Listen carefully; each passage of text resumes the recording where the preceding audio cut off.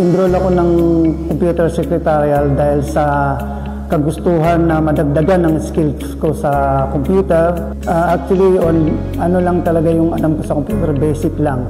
So ngayon, nakapag-aral na ako ng computer secretarial, so natutunan ko kung paano gumamit ng Microsoft Excel, Word, saka presentation.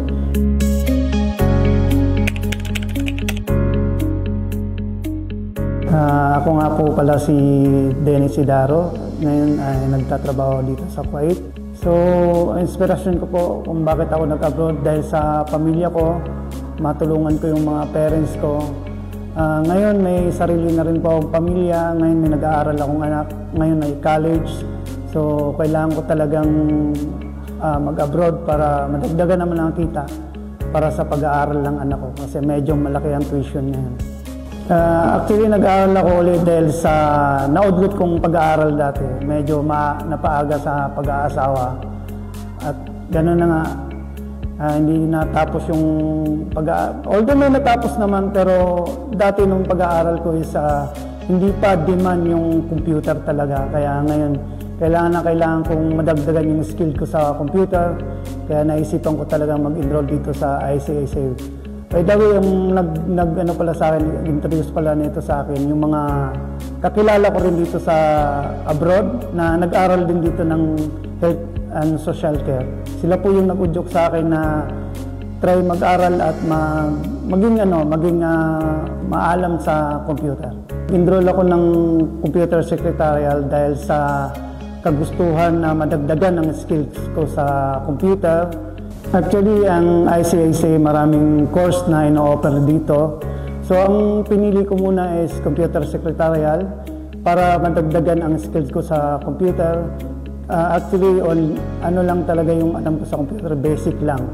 So, ngayon, nakapag-aral na ako ng computer secretarial, so natutunan ko kung paano gumamit ng Microsoft Excel, Word, saka presentation. Especially sa Excel. Kasi sa previous job ko, especially pag nag-inventory kami, hindi ko alam kung paano gamitin yung Excel. So ngayon, kaya ko nang gamitin yung Excel, makakagawa na ako sariling formula sa inventory. Then sa presentation naman, pag nagpe-present kami ng sales, dati binibigyan lang kami ng templates para magawa namin yung reports. Ngayon, ako na mismo ang gumagawa ng templates ko. Ginagawan ko rin ng presentation yung mga sales.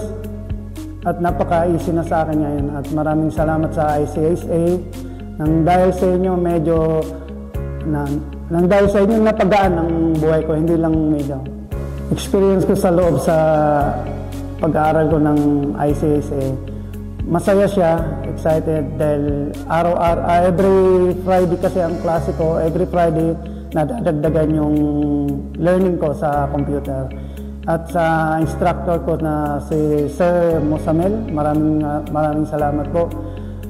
Actually, special mention pala si Sir Ryan kasi minsan pag may mga question ako na hindi available si Sir Mosamel kasi nagtuturo ko sa ibang estudyante, nandyan po si Sir Ryan na umagapay ka agad sa mga question ko at nagbibigay pa ng tips para mapadali yung paggawa ng project.